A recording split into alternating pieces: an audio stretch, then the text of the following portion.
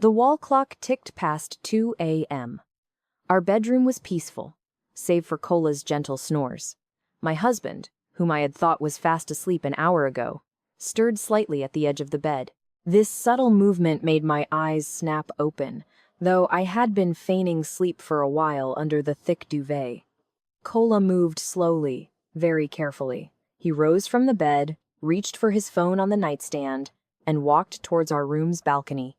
The moonlight, peeking through a gap in the curtains, cast his strong silhouette, the body of the man I once loved fiercely. The man whose status I elevated from an ordinary staff member to a director in one of my company's subsidiaries. I sharpened my hearing. My heart pounded, not from love, but from the adrenaline of a fury that was slowly consuming my sanity. "Hello, my love." His voice was a whisper, but it cut sharply through my ears, accustomed as they were to alertness. "Yes, she's asleep, sleeping like a log." "She has no idea." There was a moment of silence. Cola chuckled faintly, a disgusting sound. "Don't worry, Zara. Everything is sorted. The land titles for the commercial building, even the shares in the main company. I managed to forge her signature last month. Our paid notary does excellent work. Now, in the eyes of the law, almost 18% of Aisha's assets are in my name. She's such a foolish woman, too trusting of her husband." I bit my lower lip hard until I felt the sting. "Foolish woman," he called me. I spent 7 years building this business empire, inherited from my father, growing its assets, and he thinks I'm so foolish I wouldn't notice the movement of my own wealth. "Tomorrow is the day," Cola continued, his voice growing more animated. "I told her I have a business trip to Hong Kong for a week, while we'll be flying to Paris, my love. That's where we'll get married. Then we'll honeymoon all over Europe using that foolish woman's money." My tears didn't fall. It was strange. Usually, a wife would be shattered upon hearing this. But I felt cold. My heart hardened. There was pain, but it was overshadowed by an overwhelming disgust. "Oh, by the way, about the jewelry and cash in the vault, I'll take it all tomorrow morning. I'll tell her to top up the balance of that priority debit card. You know, it has billions in limits, right? We can shop until we drop on the Champs-Élysées." I heard the sound of a distant kiss over the phone. "I love you too, Zara. Just a little more patience. Tomorrow night, we'll be free. Goodbye, poverty. Goodbye, Aisha, the boring workaholic." Cola ended the call and returned to the room. I immediately regulated my breathing, creating a normal rhythm as if I were having a beautiful dream. He climbed into bed, pulled the duvet, and what made me want to vomit was his kiss on my forehead. "Sleep tight, my donor," he whispered, barely audible, but I heard it. That night, I couldn't sleep. My eyes stared at the dark ceiling, putting together every piece of the plan I had already prepared. There was something Cola didn't know. 3 months ago, when I first smelled another woman's perfume on his clothes, I hired a private investigator. I knew who Zara was, a bankrupt former men's magazine model, deep in debt from online loans. And about the assets? Cola might think he was smart by bribing a notary, but he forgot I am Aisha. The notary he bribed was my trusted person, merely acting. The documents Cola signed were not transfers of ownership, but an acknowledgement of debt and a waiver of rights to conjugal property, legal in the eyes of the law. If proven disloyal, he didn't transfer my assets to his name. Instead, he just signed his own financial death warrant. But that wasn't enough. Recovering the assets legally was too clean for a traitor like him. I wanted him to experience flying high, reaching the clouds, and then I would drop him into an endless abyss. Tomorrow was his show. Morning arrived with bright sunshine, a contrast to the darkness in my heart. I woke up first, prepared breakfast like a loving wife. Cola's favorite jollof rice was on the table when he came down, looking fresh, a face full of pretense. "Good morning, my love," he greeted, sitting down and beginning his breakfast. "Wow, this is delicious. You truly are the best wife." I smiled as I poured coffee into his cup. "Of course, you have a business trip to Hong Kong today. I need to make sure you're full and healthy." Cola choked slightly, then gave an awkward laugh. "Ah, yes, Hong Kong, a big project. I might be very busy. So if I rarely reply to messages, don't get angry, okay? I understand, my love. You're working hard for our future and for Imani, I replied sweetly. Imani, our only child, 5 years old, was still sleeping in her room. Luckily, she didn't see her father's hypocritical face this morning. Suddenly, Kola put down his spoon. His face became serious. His manipulative mode was activated. Aisha, you see, for operations there, I need a large amount of liquid funds. The company credit card is already limited due to vendor payments yesterday. Can you transfer to my personal debit card, or perhaps top up my account with about 40 million naira? 40 million, a huge amount for a 1-week business trip. He really wanted to drain my wealth before fleeing. I stared deeply into his eyes. There was no trace of guilt there, only greed. 40 million? Isn't that too much for accommodation? There's client entertainment, my love. You need capital to convince investors. Once the project is secured, the money will return tenfold, he convinced, holding my hand. The hand that last night held the phone to call his mistress. All right, I said with a sweet smile. I'll transfer it by noon. Just focus on preparing. A triumphant smile spread across his lips. Thank you, my love. By noon, Kola began to move. I peered from the crack of my home office door. He opened the vault, whose code I had given him as a sign of fake trust. He quickly took stacks of US dollars, diamond jewelry inherited from my mother, a Rolex watch, and some gold bars. He placed all of it in a small black backpack. Then, he put the backpack inside a large Louis Vuitton suitcase, covering it with several pieces of Gucci and Armani clothing to make it look like an ordinary closed suitcase. Perfect, he whispered, barely audible to me. By afternoon, I indeed transferred 40 million naira to his account. A notification popped up on his phone, and he shouted with joy. The money has arrived. You're truly amazing, Aisha. Be careful on your way, my love, I said without emotion. Night came. Kola bathed and prepared. He said his flight was at midnight, so he would leave for the airport at 10 p.m. While waiting, he played with Imani until the child fell asleep. At 9 p.m., Kola went to the bathroom to relieve himself, a usual routine when he was nervous. This was my chance. My heart racing, in just 10 minutes, I entered the walk-in closet. There, I had prepared a Louis Vuitton suitcase exactly identical in model, color, down to the small scratch on the handle. The only difference was the contents. I opened Kola's real suitcase. The sparkle of gold and stacks of dollars greeted me. Without wasting time, I closed it again and hid it in the highest cabinet behind stacks of bed covers. Then I pulled out the fake suitcase I had prepared. What was inside? A mocking smile played on my lips. It contained no diamonds or money.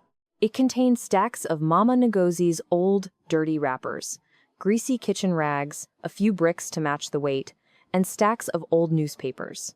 On top, I placed a set of cheap, torn women's underwear and a piece of paper with a short message. I closed the time bomb suitcase, locked it, and placed it in the exact spot where the original suitcase had been.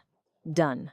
A minute later, Kola emerged from the bathroom. He looked fresh and fragrant. He looked at the suitcase, no trace of suspicion. I'm leaving, Aisha.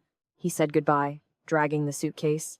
You're carrying a lot for a week. Don't forget souvenirs, I said, suppressing the laughter threatening to burst from my throat. I'll surely bring you something you'll never forget, he replied with a double meaning. He kissed me on the cheek, a kiss of Judas. Then he left the house confidently, dragging a suitcase full of kitchen garbage that he believed was treasure for his future. I stood at the door, waving.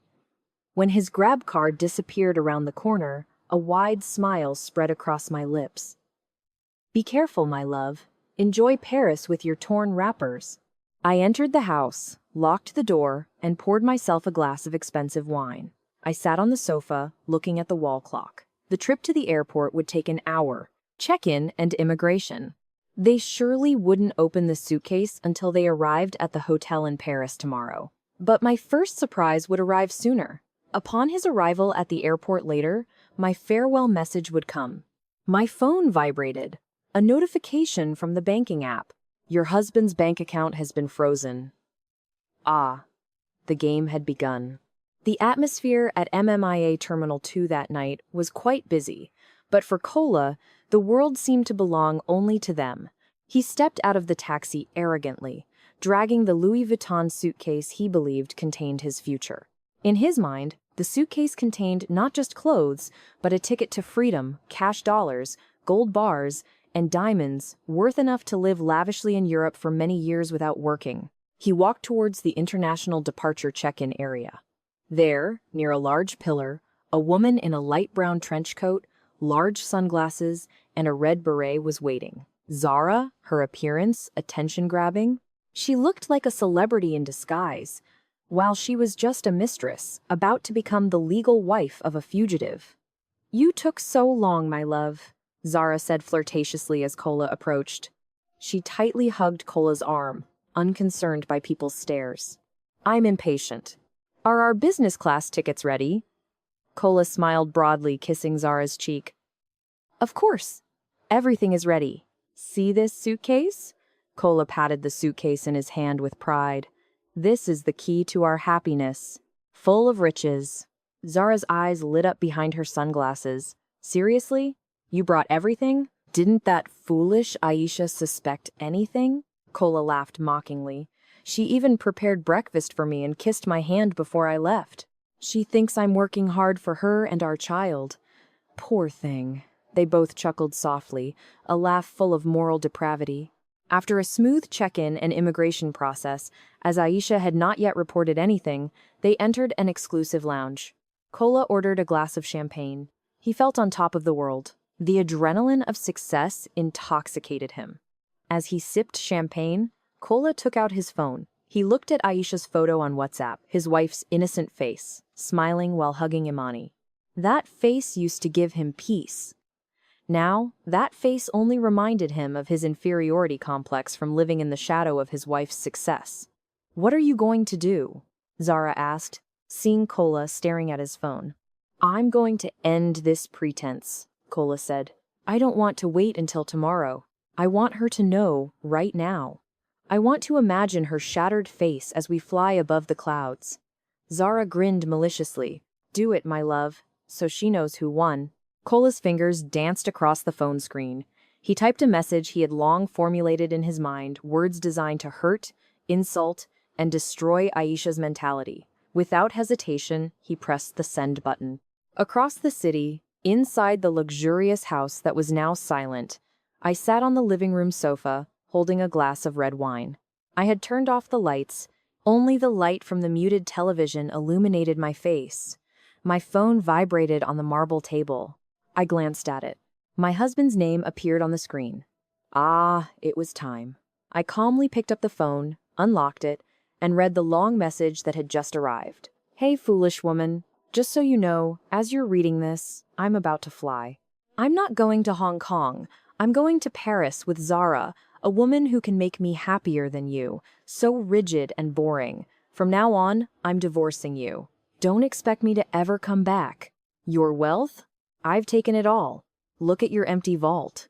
Titles, cash, jewelry, all in my hands now. Here, in this suitcase I'm carrying. Your bank accounts? I've drained those too. You thought you were smart because you own a company? You're just a pathetic, poor woman now. Goodbye, Aisha. Enjoy your new life as a poor widow. Zara and I will live like Harry and Queen in Europe using your money." I read the message once, then twice. No tears, no hysterics, only an intense amusement. He was truly confident. He truly thought he had won. Kola thought I would throw this phone at the wall, scream, cry, and call him, begging. He wanted to watch that drama. But I am a chess player, not a soap opera actress. With steady fingers, I typed a short reply. I chose the widest smiling emoticon, a yellow face with squinting eyes and visible teeth.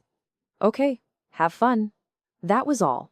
3 words and a symbol that would represent the death of his ego later. After pressing send, I immediately opened the Contacts app. I searched for Mr. Adebayo's number, the priority bank manager who handled all my corporate and personal accounts. "Hello, Mrs. Aisha. It's late. Can I help you?" Mr. Adebayo's voice was polite. "Mr. Adebayo, I apologize for the inconvenience. I want to activate the security protocol level 1 we discussed last week, I said without emotion. A moment of silence on the other end. Mr. Adebayo knew exactly what that meant. Are you sure, ma'am? This will freeze all access for supplementary cards in Mr. Cola's name, including the priority debit card you just topped up, and block his mobile banking access. The assets will be totally locked. Do it now, sir, right now. And also, report his credit cards as stolen, so if he tries to use them abroad, the machine will swallow them or security will hold him. Yes, ma'am, I'm processing it now. Done. All of Mr. Action. Cola's access is paralyzed starting now. Thank you, Mr. Adebayo. Good night. I ended the call, my smile widening even more. In the air, Cola held a financial time bomb. Back in the airport lounge, Cola frowned when Aisha's reply arrived. Okay, have fun. Cola looked at his phone screen in confusion. Why just this? He muttered. Why? Is she angry? Zara asked eagerly, leaning closer. No. She even sent an emoticon and said, have fun. Cola replied with a tone of disbelief. She didn't curse. Didn't call. Zara cackled, her shrill laugh making a few people turn. Ah, she's definitely shocked. Her brain short-circuited. Or she hasn't checked the vault yet. Maybe she thinks you're joking, my love. Let it be. Later, when she finds out the vault is empty and her bank account is 0, that's when she'll go mad. Cola tried to rationalize the situation. Zara was right. Maybe Aisha thought it was a prank, or she was too stunned to react normally. What a strange woman. Let it be. The important thing was that they were free. The boarding call for business class passengers was announced. They stood up. Cola dragged the suitcase containing his possessions. He didn't allow the porter to carry it. This is my life, he thought. They walked towards the gate, passing through the ticket checkers. Cola felt a slight nervousness, fearing Aisha might have reported him to the police, but the checker just smiled and let them through. Cola breathed a sigh of relief. Safe. I truly succeeded. Inside the plane, they sat in seats that could convert into beds. A flight attendant approached, offering drinks. Welcome, Cola repeated. Champagne. To our new life, Cola said, raising his glass to Zara. To new Hermes bags and shopping in Paris. Zara replied, winking. The plane began to move towards the runway. Cola looked out the window, watching the glittering lights of Lagos slowly receding as the plane ascended. He felt like a king leaving his old, crumbling kingdom to build a new palace.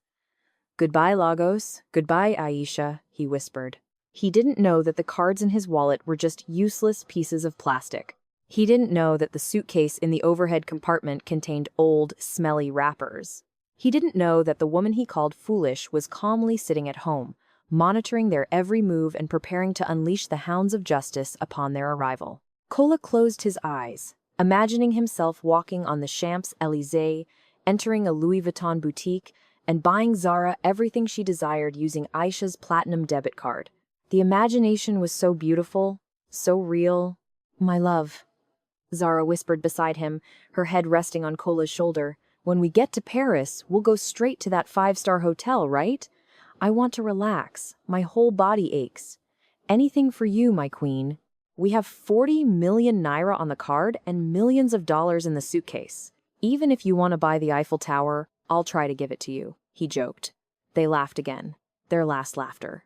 Before the storm, the plane pierced the dark night clouds, carrying 2 greedy people towards a destiny rewritten by a hurt wife. Below, Lagos slowly vanished. But Aisha's revenge was just beginning to fly, faster even than that plane, waiting for them in Paris with a deadly grin. At home, I put down the empty wine glass. I walked to Amani's room, kissed her forehead as she slept soundly.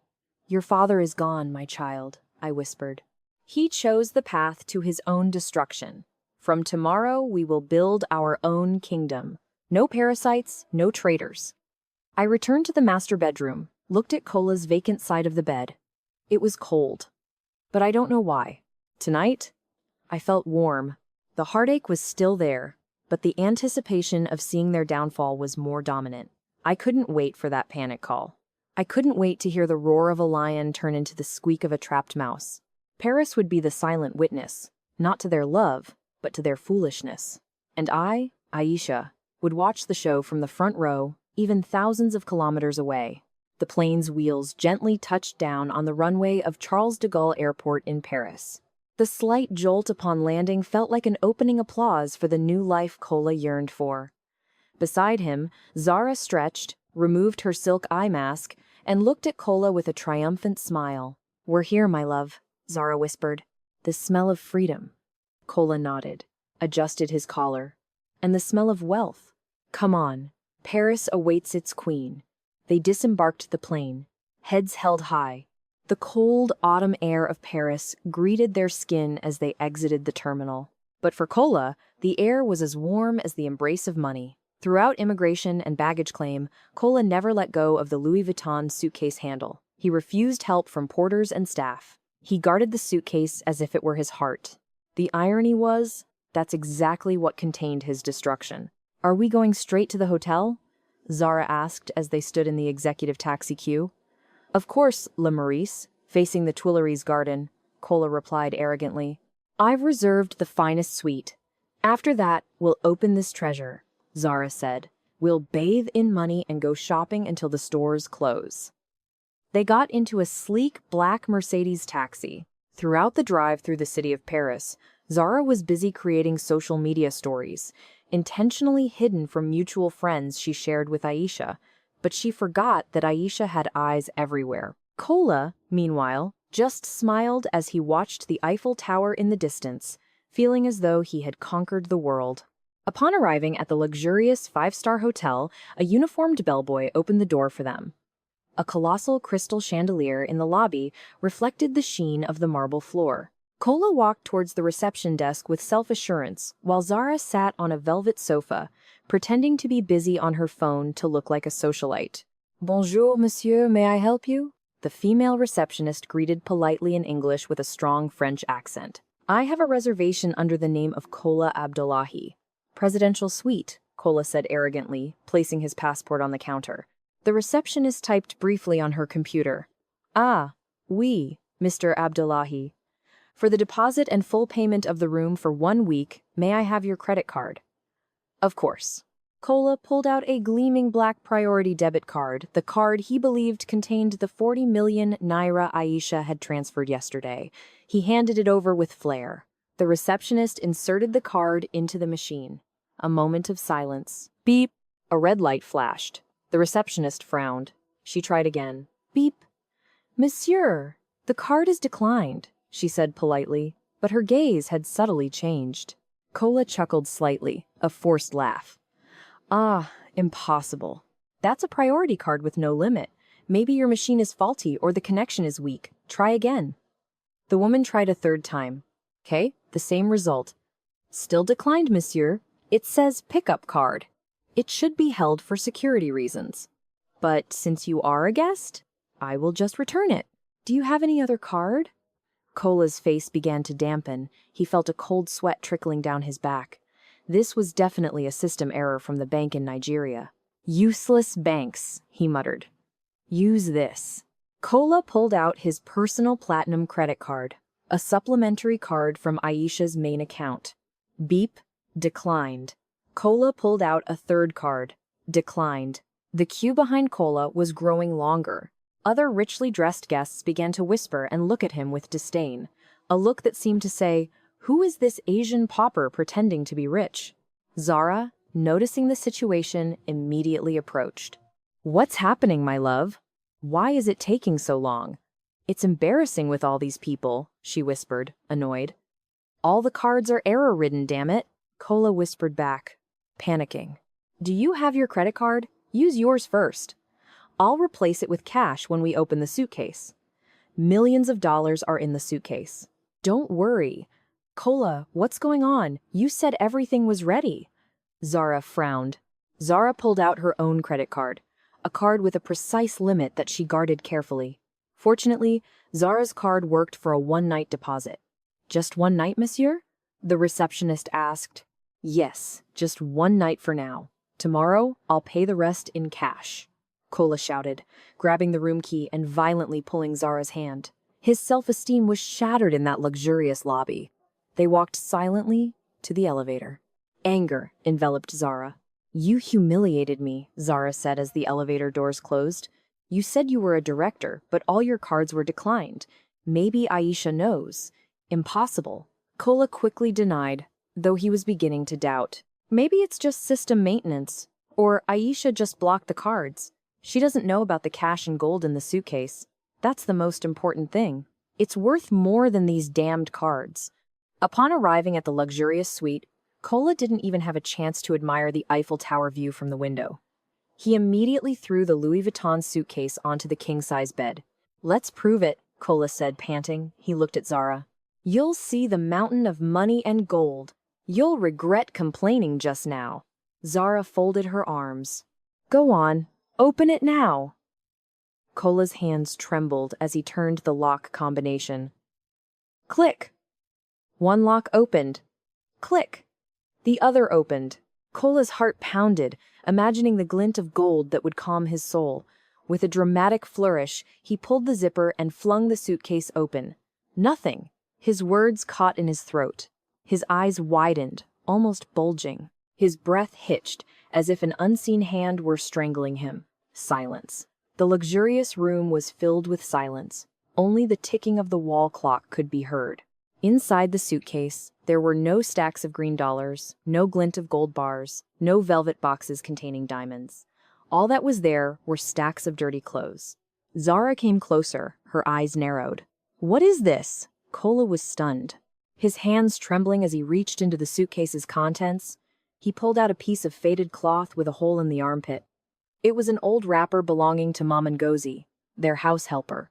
He pulled out another cloth, a kitchen rag, still stained with oil and dried sauce. The smell was sour. The scent of old sweat and spices immediately spread through the fragrant hotel room. Beneath the pile of wrappers and rags were several red bricks wrapped in old newspapers, the weights that made the suitcase feel deceptively heavy. "Where's the money?"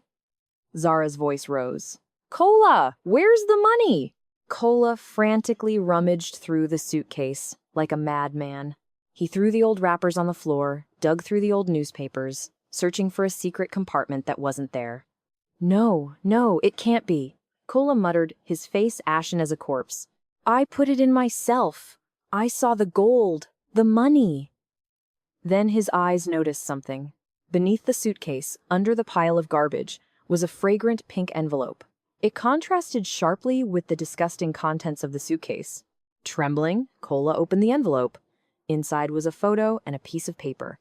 The photo was a selfie of Aisha smiling sweetly while holding stacks of dollars and the diamond necklace that should have been in the suitcase. The letter on the paper was written in beautiful gold ink. "Hello, my dear former husband. How's Paris? Is it beautiful? I hope you like my new collection of wrappers for autumn. Those are Mama Ngozi's old ones. I was gonna throw them away, but I thought they'd suit you and your favorite mistress better than being burned. You thought I didn't know? You thought I was foolish? I switched the suitcases while you were taking a dump, Kola. While you were busy getting rid of your waste, I also got rid of my own waste you from my life. Enjoy Paris without a single coin. Your cards are dead. Your wealth is zero. And oh, by the way, Zara, I hope you like poor men, because Kola is now poorer than a beggar on the Lekki Epi Expressway. Happy vagrancy abroad. Lovingly, Aisha, the true owner of your wealth." The paper fell from Kola's hand. His knees went weak. He collapsed onto the thick carpet, surrounded by torn wrappers and kitchen rags. "Kola!" Zara's scream broke the silence. The woman snatched the paper, read it, and then threw her handbag at Kola's face.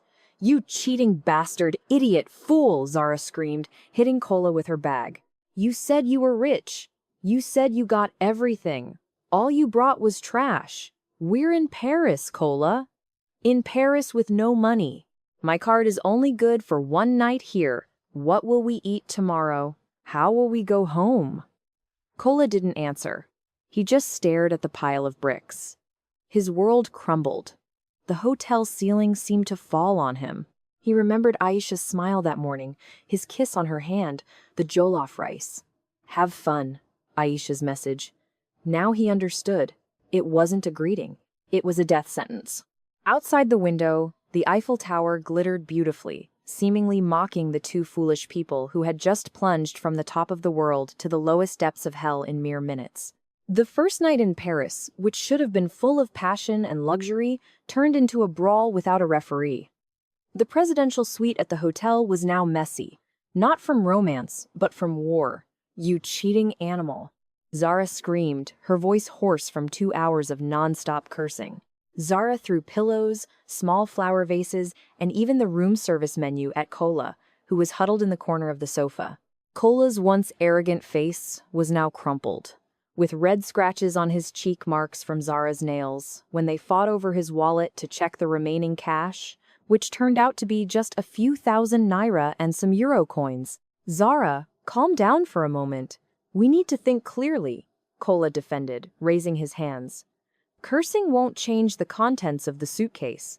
"Think clearly," Zara cackled. Tears of anger ran down her mask, making her look like a ghost. "You dragged me to another country. You promised sweet things, buying Hermes bags, touring Europe, but all you brought was garbage. You know, Kola, I left my old sugar daddy for you. I risked everything because I thought you succeeded in conning your wife. It turns out you're the one who got conned completely." Those words pierced Kola's heart. Conned completely. The words echoed in his mind. The image of a smiling Aisha handing him the suitcase kept haunting him. How foolish he was. How complacent. Assuming Aisha was a simple housewife who knew nothing. Aisha was a businesswoman. She was used to reading her opponent's moves, and Kola, her own husband, was the easiest to read. "We still have return tickets, right?" Zara suddenly asked. Her eyes lit up with hope. "Check your email. Return tickets?" Kola immediately fumbled in his pocket for his phone. He tried to open the flight confirmation email, but bad luck seemed to refuse to leave him alone.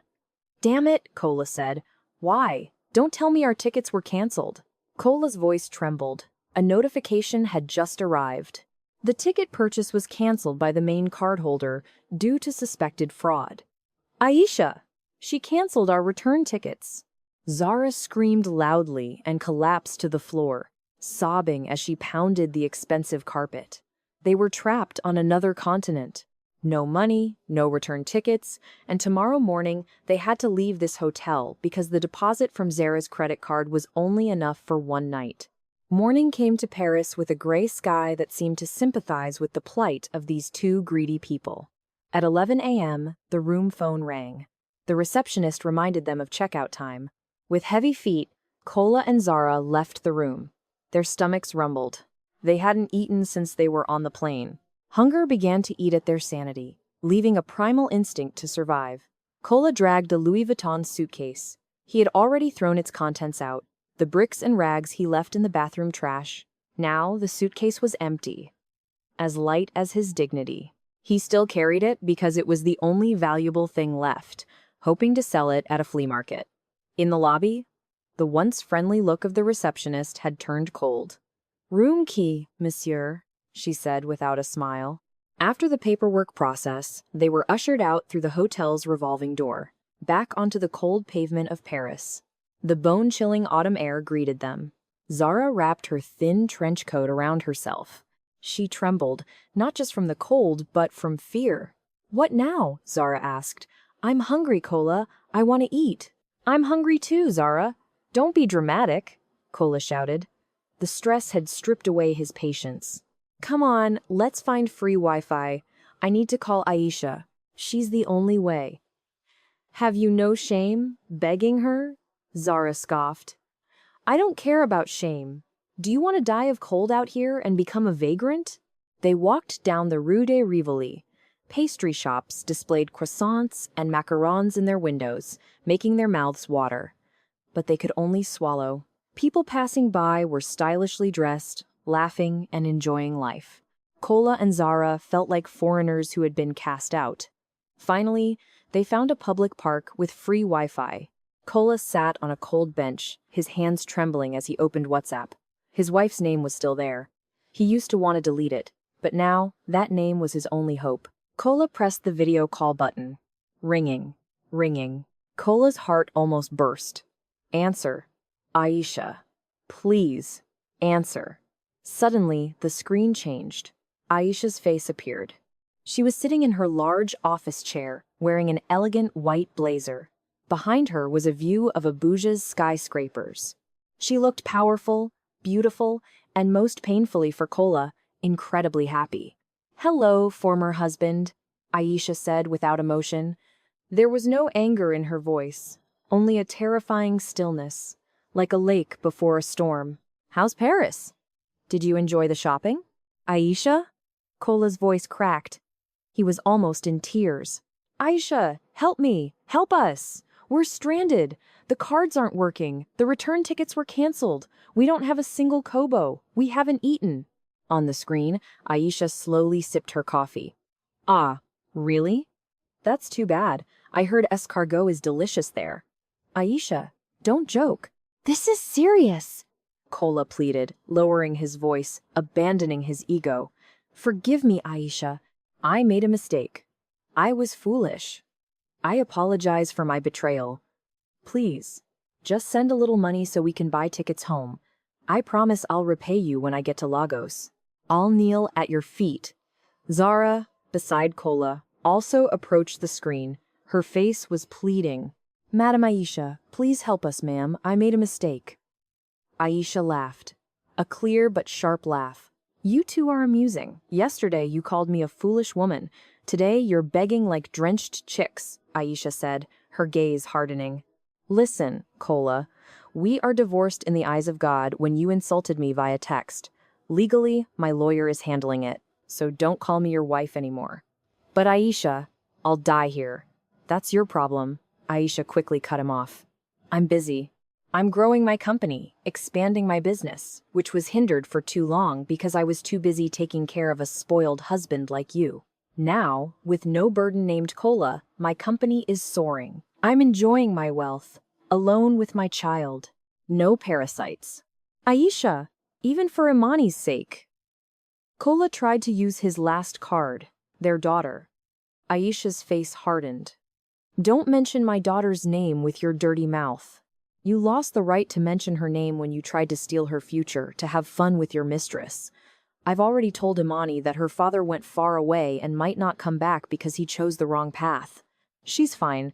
She's happy, even without a father who steals his mother's money. Aisha, that's enough. Kola, enjoy your vacation. You want to be a vagrant in Paris? Fine. That's the deserved punishment for a man who feeds his mistress with his wife's money. And as for you, Zara..." Aisha looked directly at Zara through the screen. "Kola is all yours. Completely. Free. No wealth, no position, no dignity. Enjoy the trash you stole." Click. The call ended. Kola stared at the phone screen, which had returned to the home screen. Empty. His last hope was mercilessly destroyed. "She really left us to die," Zara muttered, her face pale. The sun began to set. The streetlights began to come on. The air grew colder. Their stomachs rumbled louder with hunger. They stood up from the bench, not knowing where to go. "Sell that suitcase," Zara suddenly said. "Let's find a second-hand shop. It's original, right? Surely someone will buy it." A glimmer of hope sparked in Kola. "Right. This LV suitcase is worth hundreds of thousands. If we can sell it quickly, maybe we'll get money for food and a cheap hotel." They walked, looking for a luxury second-hand store. After walking nearly 2 kilometers, they found a vintage shop that was still open. Kola entered confidently, placing the suitcase on the table. "I want to sell this. Original Louis Vuitton," Kola said in broken English. The shop owner, an old man with glasses, examined the suitcase. He looked at the serial number, felt the material, and checked the handle. The old man shook his head. "I'm sorry, monsieur, I cannot accept this." "Why? It's original. I bought it in Victoria Island," Kola shouted, panicking. "It might be original," the man replied with a French accent. "But the handle is broken, the wheels are jammed, and there's a big scratch underneath. The condition is poor. Besides, this model is old and no longer much sought after. We don't buy garbage." Garbage. That word again. That night, they were driven out under the beautiful Pont des Arts. 2 Nigerians sat back to back, Kola hugging his empty, unsold suitcase. Zara quietly cried. her tears long exhausted. Across the river, a cruise ship passed, glittering with lights and the sound of a party. People were dancing, eating delicious food, and laughing, while Kola and Zara, the director and the model, were officially vagrants in one of the most expensive cities in the world. Kola's stomach rumbled loudly, breaking the melancholic silence. "I hate you, Kola," Zara whispered softly amidst the cold wind. "I hate myself too," Kola replied in his mind, closing his eyes, hoping it was just a bad dream. But the cold on his skin was too real to deny. 3 days passed. Kola and Zara had been living as vagrants on the streets of Paris. The city, dubbed the most romantic in the world, had become an open prison tormenting them. No more expensive perfume on their bodies. It had been replaced by the smell of sour sweat mixed with dust.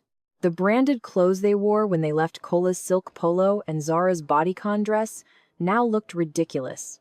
Crumpled, dirty, and unable to withstand the bone-chilling autumn air.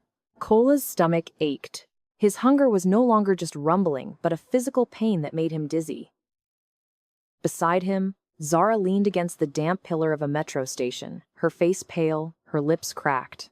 The woman who once always looked fresh due to millions worth of beauty treatments now resembled a local pauper. "I need to eat, Kola," Zara wailed. Her voice was weak, without the strength to curse. "Do what a man needs to do." Kola swallowed bitterly. His dignity as a former director he had long surrendered to survive. Yesterday, he tried to sell his expensive watch to passers-by, but they thought it was stolen or fake and avoided him. Now, he had no other choice. Kola stood up, his legs trembling. He walked towards a boulangerie, a bakery, across the street. The smell of warm, freshly baked bread wafted through the air, piercing his nose and making his mouth water. He saw a tourist who had just finished eating and left their tray on an outdoor table. There was still half a sandwich and some leftover cold coffee there. In a swift move, like a thief, Kola snatched the leftover sandwich. "Hey, get out of here," a waiter shouted, seeing him, waving a napkin as if swatting a fly. Kola ran back to Zara, clutching the half-eaten piece of bread as if it were a gold bar. "Here!" Kola handed the bread to Zara. Zara looked at the bread with disgust. "This is leftover, Kola. Eat it or starve to death," Kola screamed, his emotions exploding. He himself took a greedy bite of the bread, no longer caring about cleanliness. When Zara saw Kola eating, her primal instinct kicked in, and disgust was overcome by hunger. She snatched the remaining bread from Kola's hand and devoured it like an animal. In a matter of seconds, the bread was gone. They both panted, looking at each other with empty eyes. Not full, but the food in their stomachs allowed them to think more clearly, bringing them to the reality of how broken their lives were. "This is all your fault," Zara suddenly said, wiping breadcrumbs from the corner of her lip. Kola's eyes widened. "My fault? You're the one who insisted on coming to Paris. You're the one who urged me to drain Aisha's wealth. If it weren't for your expensive lifestyle, I wouldn't do this." "Ah, so you're blaming me?" Zara stood up, her voice rising and attracting the attention of passers-by. "You're the fool who pretended to be smart. A great director, but conned by your own wife. That wife of yours is a demon. And you're the fool for not realizing she switched the suitcase. What kind of man can't tell the difference between the weight of gold and bricks?" "Shut up." Kola also stood, his face red. "If you weren't busy flirting with everyone before you met me, maybe you could have used your brain to help think." "Idiot!" Zara loudly shoved Kola. Kola, angry and exhausted, lost control. He slapped Zara. Pack! The sound of the slap was loud. Zara staggered back, holding her cheek with a look of disbelief. In Lagos, Kola always pampered her, worshipped her like a queen. Now, on the cold pavement of Paris, that man had hurt her. "You slapped me?" Zara whispered, trembling. And then she screamed. She lunged at Kola, scratching his face and pulling his hair. They fought on the pavement like two wild cats fighting over territory. People around stopped. Some pulled out their phones to record, while others called the police.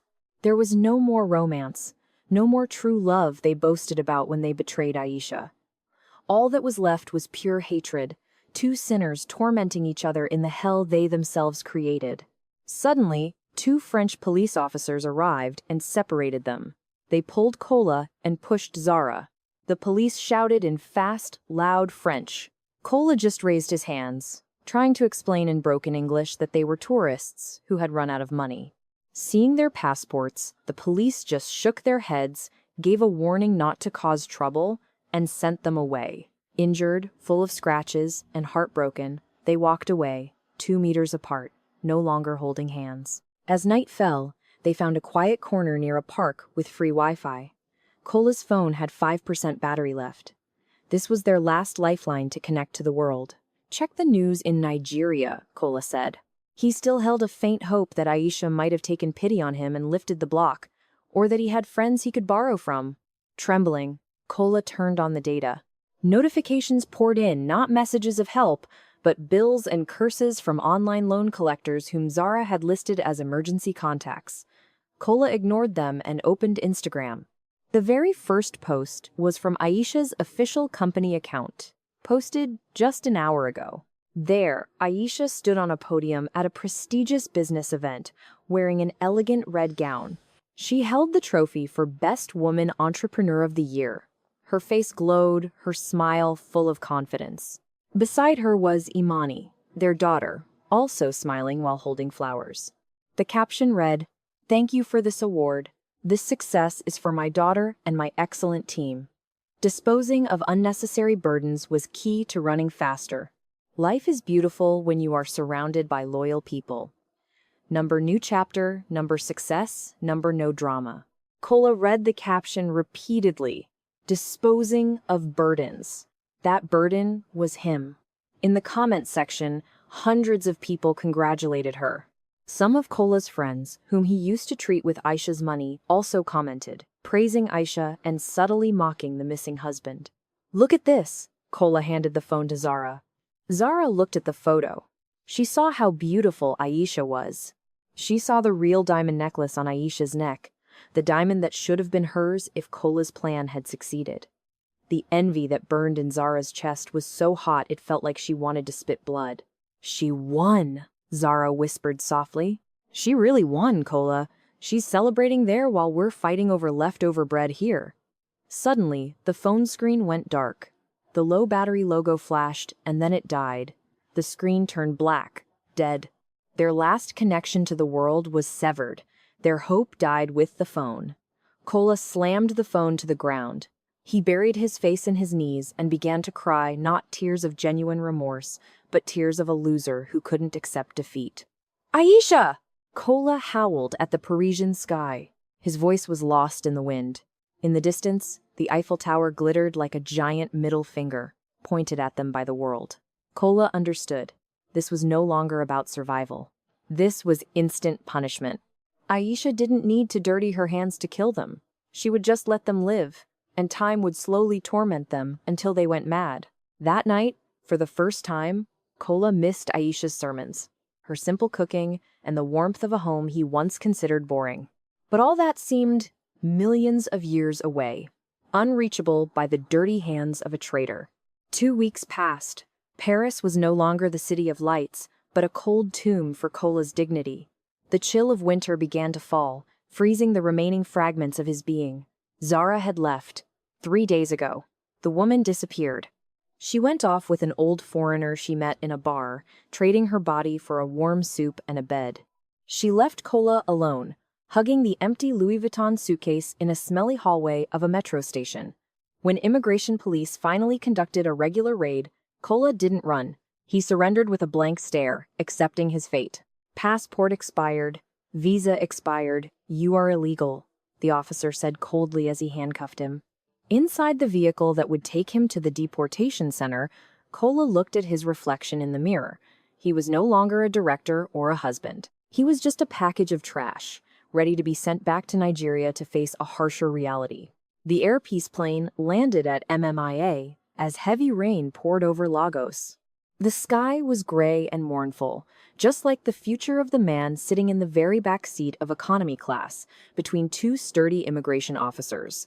Kola Abdullahi had returned home, But his return now was very different from his departure 2 weeks ago. No exclusive lounge, no champagne, and no arrogant smile. He wore an old hoodie given by French social services. His face was thin, covered in a rough beard, and his eyes were deep and lifeless. The smell of his body was a mix of sour sweat and despair. As the plane's wheels touched the runway, Kola remembered the moment he sent that cruel message to Aisha. "Goodbye, poor woman," he had written then. The irony slapped him so hard he wanted to vomit. Now, he was the poor one. Poor in wealth, poor in dignity, and poor in morality. "Move!" The officer beside him commanded when the plane stopped. Kola was guided out. He hoped he could slip out of the airport and disappear into the alleys of Lagos. But Aisha was a chess master who always thought 10 steps ahead. She didn't just block the ATM cards. She also ensured a fitting welcome for her husband. Right outside the plane, 4 uniformed police officers were waiting.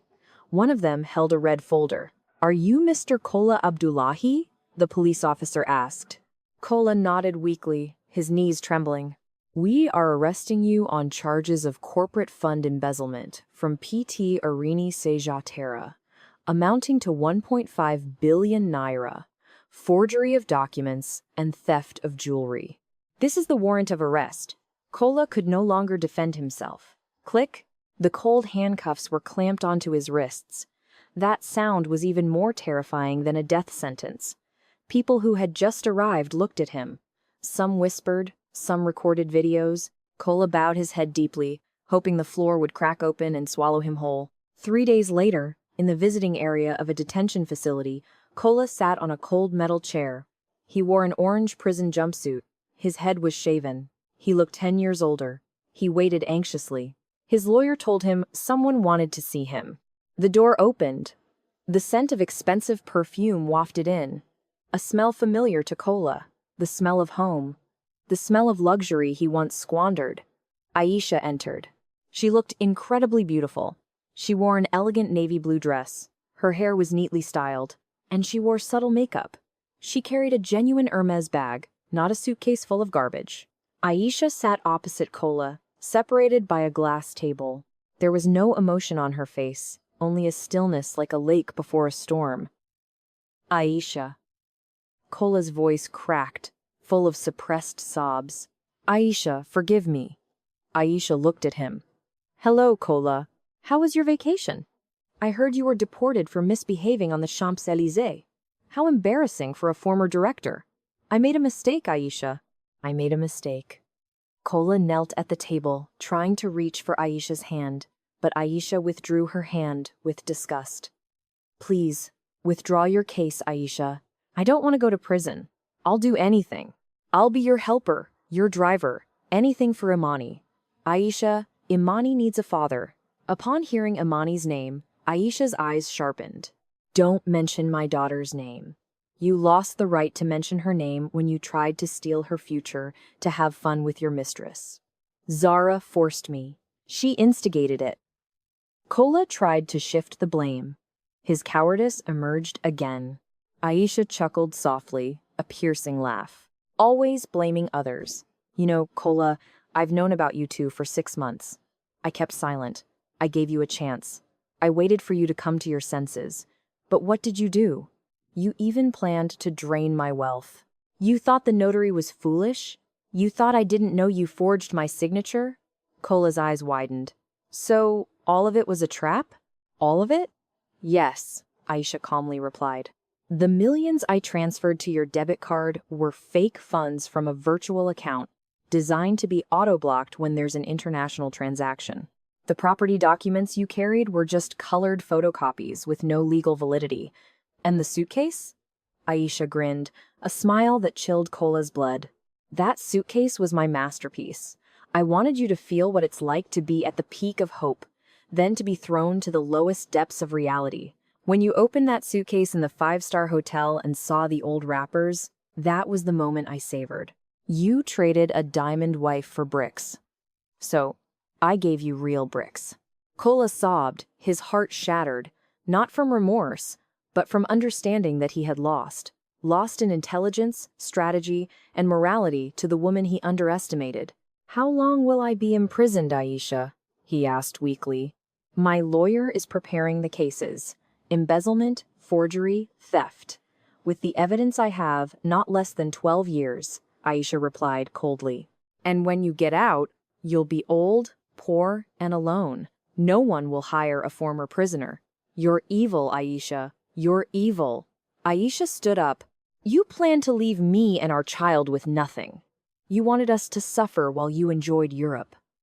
I'm just giving you back what you sowed, Kola. This is your harvest. Aisha adjusted her bag, ready to leave. Oh, by the way, one more thing. Aisha turned back before exiting. Our divorce has been decided by the court. Imani's custody is with me. All assets have returned to me. And your parents' house, which you mortgaged for online gambling last year? The bank was about to repossess it, but I bought it. Your parents are only living there out of my pity, so don't expect them to help you. Kola fell from his chair, collapsing onto the cold floor, groaning silently. Everything was gone. He had been stripped bare by his own greed. Goodbye, Kola. Enjoy your new world, Aisha said, and left without looking back. Epilogue? 1 year later, a luxurious rooftop restaurant on a skyscraper in Abuja was filled with laughter. Aisha stood in the center, holding a glass of wine, surrounded by business associates and friends. They were celebrating the expansion of her company into the global market. Congratulations, Mrs. Aisha. Your achievements this year are outstanding, praised a foreign investor. Thank you. It's due to the team's hard work and peace of mind. After I disposed of the toxic waste, Aisha replied with a meaningful smile. In a corner, Imani, now 6 years old, was happily playing with her nanny. She grew up intelligent and happy, far from the shadow of her father. Aisha walked towards the balcony, looking at the glittering city lights. The wind caressed her face. She felt free, so free. She remembered the last news about Zara. The woman was caught at the Italian border on immigration and prostitution charges. Now she was confined in a women's prison there, with no visitors. Meanwhile, Kola suffered inside Kirikiri Maximum Security Prison, becoming a victim of bullying by other inmates who resented white-collar criminals. Justice had found its way. Aisha sipped her wine. The taste was sweet as victory. She had learned a valuable lesson in life. Never awaken a sleeping lioness, and never underestimate a quiet wife. Because when a kind wife turns bad, even the devil will sit and take notes. Aisha smiled. She returned to the party, leaving the dark past behind and facing a future as bright as the diamond her husband couldn't steal. 5 years passed. The golden afternoon sun slowly filtered through the coconut leaves at a private villa in Calabar. The air was fragrant, smelling of frangipani flowers and peace. Far from the noise of Lagos and the memories of courts and prisons, Aisha sat on a rattan chair, holding a book. She was no longer the Aisha of 5 years ago, anxiously waiting for her husband.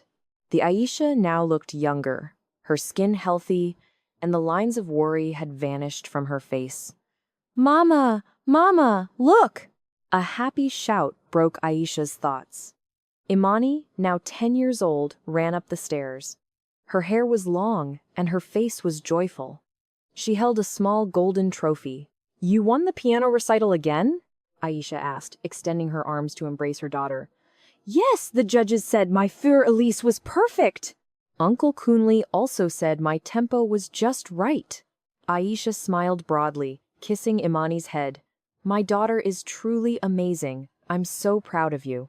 The name Kunle, mentioned by Imani, made Aisha turn her gaze towards the path where a strong man in a white linen polo walked. Kunle, a renowned landscape architect whom Aisha met at a charity project 2 years ago. This man was very different from Kola. Kunle never asked about Aisha's bank account. He never asked for expensive things. He was even the one who always reminded Aisha to rest. Kunle loved Imani as if she were his own child, not as a means to manipulate her mother. "Congratulations, princess," Kunle greeted, handing a strawberry gelato to Imani. "Thank you, Uncle Kunle." Imani took the ice cream and ran to the swing. Kunle sat beside Aisha, holding her hand. "She's growing up so happy, Aisha. You succeeded." Aisha looked at Imani. Her heart warmed. She used to fear Imani growing up with trauma from a broken family, but removing the poison had made the tree flourish. I used to think my happiness was destroyed when Kola betrayed me, Aisha whispered. It turns out that was God's way of clearing the path for true happiness. The past is over, Aisha, Kunle said gently. Kola has paid for his sins. You got justice. Now it's your time to reap your successes. Aisha nodded. It was true. The last news she heard was that Kola had just been released last month. He was reportedly working odd jobs, living in a cramped rental, and sickly. No Zara, no wealth, no respect. But strangely, Aisha no longer felt satisfaction. She had become neutral. The anger was gone because Kola no longer mattered. You're right, Aisha replied, looking at Kunle. Then at the ring on her finger, a ring Kunle had given her last week. I won, Aisha whispered to herself. Not because Kola was destroyed, but because Aisha had risen. She had raised her daughter well, she had grown her business, and most importantly, she had opened her heart again to a healthy and true love. The sun had set, leaving a purple sky. Come on, let's have dinner, Kunle urged. They walked into the warm and bright villa. Imani's laughter, the smell of food, and the warmth of a small family filled the room. Outside, it might have been dark, but in Aisha's heart, the sun had just risen and was brighter than ever. And that concludes Aisha's story. A story of endurance, resilience, and a sweet revenge that led to true peace. Wherever you are in the world at this moment, what are you doing? Are you traveling home from work, resting in your home, or perhaps pondering with a cup of coffee? I want to know how you felt. What part of the story resonated most with your heart? Did you learn a lesson you wish to share? I encourage you to share your thoughts in the comment section below. Each of you has a voice and a story, and I'm eager to read them. If you enjoyed this journey with Aisha, a small request, please click the like button and subscribe to our channel. This will greatly help us create more inspiring and educational stories for all of us. From my heart, thank you very much for your time and listening. Until our next story.